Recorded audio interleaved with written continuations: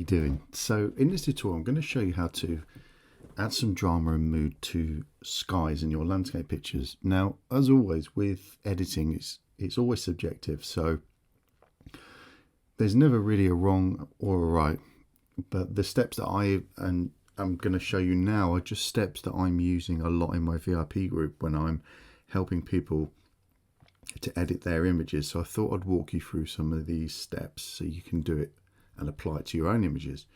So I'm going to walk you through the process. I'm going to reset this and show you where we left off. Okay, so the first thing I want to do is I want to add some color and some drama to this image. I want to bring out the atmosphere that's already there. So if we come up to the top here where it says color, we can click on that 4 boxes there, and we've got options here, and you can just hover over them and it'll give you a really nice starting point to work from. So again, with photography and editing, it is subjective, so it really comes down to what you want. So everybody's going to be different. So I'm going to go with artistic 2 because I like that. I think that looks really nice. It's got some lovely pinks in there that really complement them warm yellows and oranges. So double click on that and you'll see now that the profile says artistic 2, so that means that we've got that. We can increase that or decrease that with the amount slider. So you can see there we can have loads and loads of control, so you can tweak this until you're happy with the color cast that you're going to be getting yourself. Okay, I'm going to come up to this tool here, which is the masking tool. So I'm going to click on that. I'm going to come down to where it says radial gradient. You can also press Shift plus M as well, and that will bring it up. So what will happen is that you'll now come up here with a new mask and it will say new radiant gradient.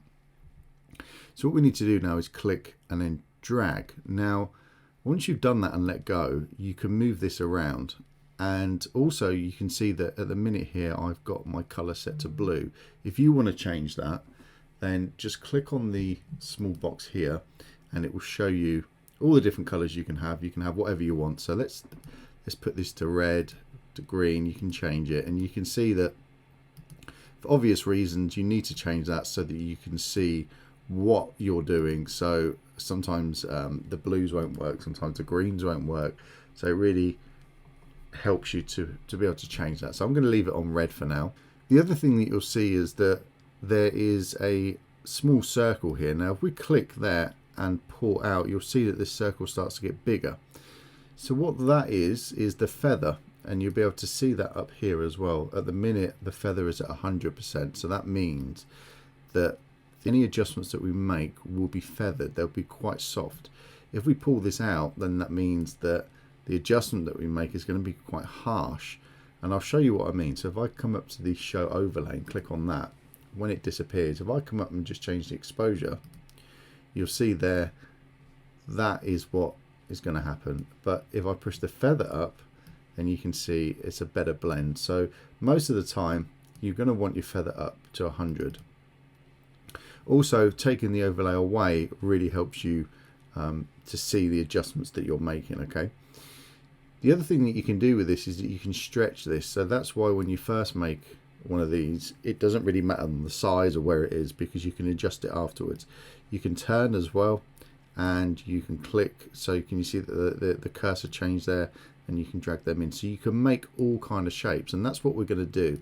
We're going to take advantage of that. So what I want to do is mimic or enhance this sunlight here. So we know that's where the sun is. I want to enhance that light coming across here into the valley, and you can see down here there's a little bit of light there and on here. So what I want to do is basically enhance that.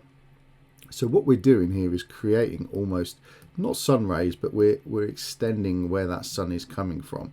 So I'm going to want it nice and soft, so the feather's going to be at 100. Okay, so let's take the overlay away, and the first thing I'm going to do is increase the color temperature, because that's what will happen with a sun. Obviously it'll be warmer, so by doing that you can see that we start to increase that color temperature. We start to increase the yellows and the orange tones that are in there. We can also boost up the saturation as well. That will help just bring out the colors a little bit more and make it a little bit less washy.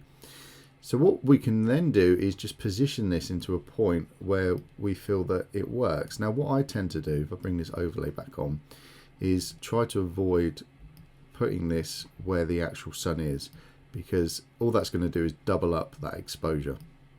So by bringing this down, we can kind of get an idea of where that light would naturally be falling, and it would be falling there into the valley. And you can see there it's got this part here. We're just missing this section here, so I'm going to just elongate that.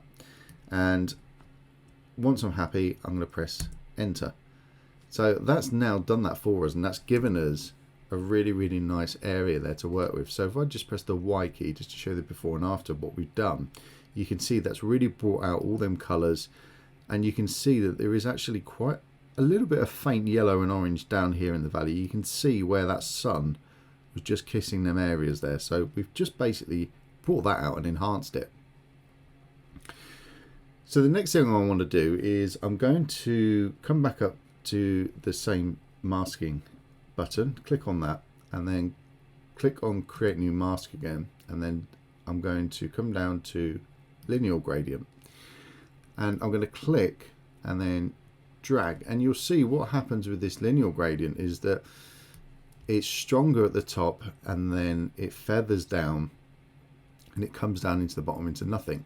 Okay, so what you can do is a neat little trick. There's an invert button here. You can click on that and it will invert it for you. So if you ever want to invert it, that's how you do it.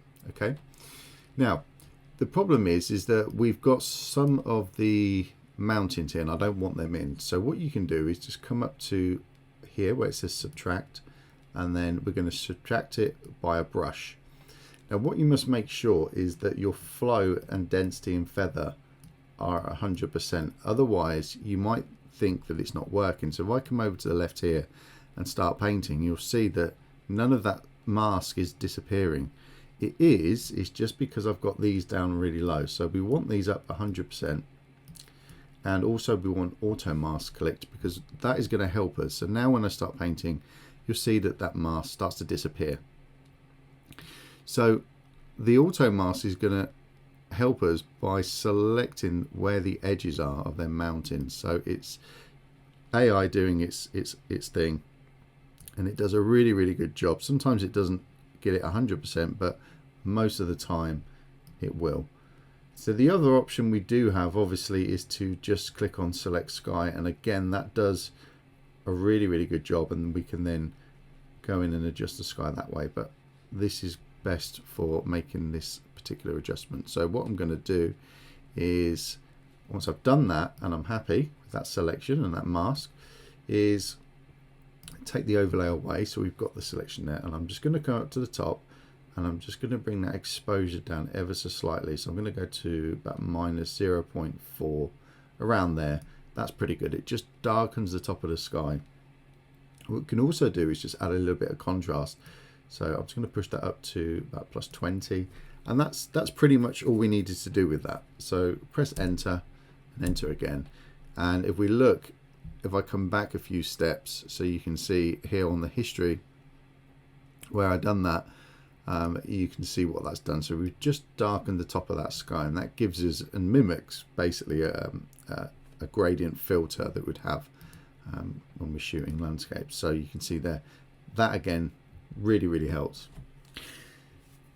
So the next thing I want to do is I want to start just tweaking the whole image in general. So we'll be doing that with the highlights and shadows. So again, this can be done technically or by eye. So when I mean technically, you can hold the option key down and it will show you if you're going to over or underexpose, and the same with the shadows. You can see here it will show you when you're under and overexposed. Now we've pretty much got lots of data in here, so we're not going to have any trouble with that. So what that means is that I need to use my intuition and think about what I want. Now I will always go darker with my images because that's just personal preference. I like contrasting images that are dark. So that's what I'm going to do. I'm just going to bring them down. I'm going to add a little bit of contrast in general. So not too much though, about 15. That's looking pretty good. So the next thing then is I'm going to crop the image, and I'm going to come up to here where it says aspect, and I'm going to come down to 16:9, and I'm going to just get rid of the bottom section there of that water. So I'm going to click enter, and that's given us quite a nice crop there. It's nice and wide. It gives us that lovely wide view, sort of letterbox style, I suppose. And there is another option up there as well. You can go 16:10 as well if you want to. That goes in, and it's a little bit more square. Okay. So once you're happy with your crop, just make your selection there. Yeah. So once you're happy with that, then you can obviously move on to the next step. The thing is with crops as well is that you need to really think about what you're doing and take your time and try multiple crops, because sometimes just moving the crop a little bit left, a little bit right, going in a little bit closer, it has a massive impact. So really spend more time than what you probably are in using the crop tool. Okay, so let's come down to the vibrance and saturation, because what we can do is we can control how much more of this we want to do. We want to bring it out, do we want to make it less? It's really up to us. So the saturation is going to really deepen them colors. The problem is that it's starting to look a little bit false. So for this particular image, I wouldn't do that. In fact, I would be inclined to maybe even bring the saturation down a little bit, because what that's going to do is just take the sting out of that orange there. So if we do that, we could actually push the vibrance up, and you'll see the difference what that's made.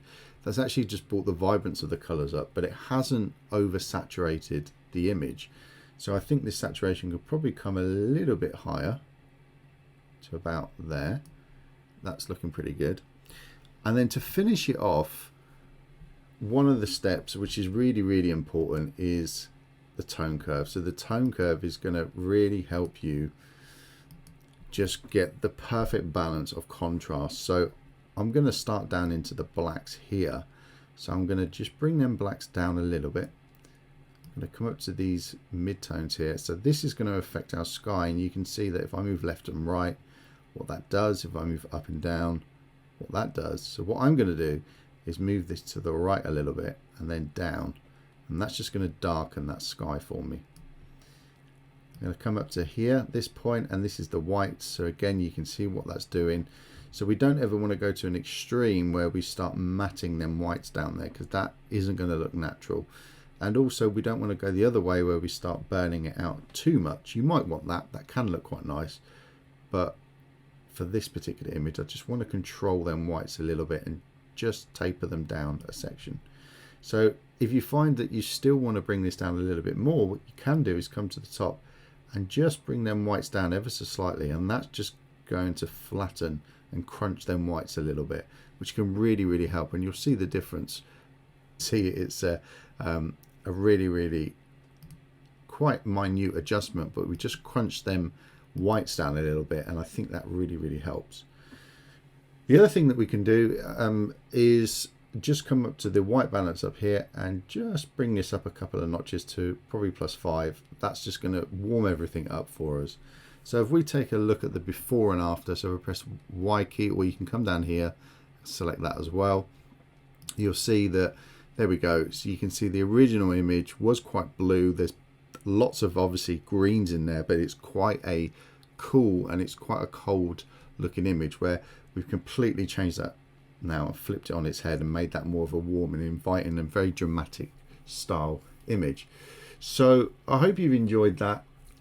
Like I said, using the radial filter just to create that, mimic that sunlight, is quite nice. It's quite a nice little trick that you can do, and it's something that I'm doing a lot of recently. So let me know how you get on with your images. I look forward to seeing yours. I'll catch you in the next video. Take care. Bye bye.